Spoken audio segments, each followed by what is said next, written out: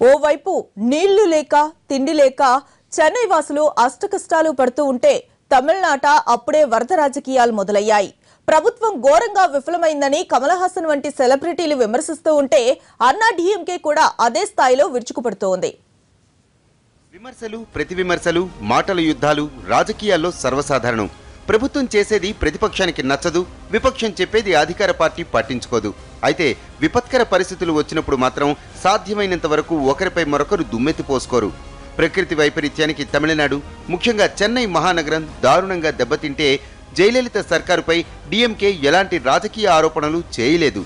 అయితే ఎవరూ ఊహించిన విధంగా సినీ సెలబ్రిటీల నుంచి జయకు వరద వైరం మొదలైంది. చెన్నైలో వరద బాధితులను ఆదుకోవడంలో రాష్ట్ర ప్రభుత్వం ఘోరంగా విఫలం చెందిందంటూ హీరో కమల్ హాసన్ చేసిన వ్యాఖ్యలు రాజకీయంగా వేడి పుట్టిస్తున్నాయి. కడుతున్న పన్నులన్నీ ఎక్కడికి పోతున్నాయి? నా కోసం, నా ప్రజల కోసం ప్రభుత్వం ఏం చేసింది? ఇది కమల్ సంధించిన ప్రశ్న.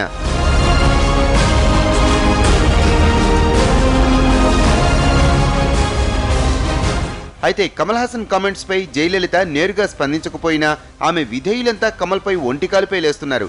కొందరు వ్యక్తులు రాజకీయ మైలేజీ కోసం కమల్ ఓ పప్పెట్లా మారాడని పన్నీర్ సెల్వం విమర్శించారు.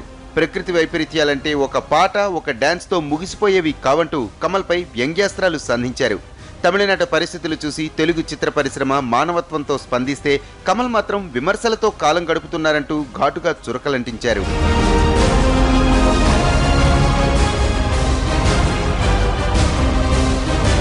విశ్వరూపం సినిమా వివాద సమయంలో కమల్కు జయలలిత సపోర్ట్ చేశారని, కనీసం ఆ కృతజ్ఞత కూడా లేకుండా మాట్లాడుతున్నారంటూ అన్నాడీఎంకే నేతలు కమల్పై మండిపడుతున్నారు. వాస్తవానికి చెన్నై వరదల విషయంలో కమల్ తప్ప ఎవ్వరూ ఈ తరహా వ్యాఖ్యలు చేయలేదు.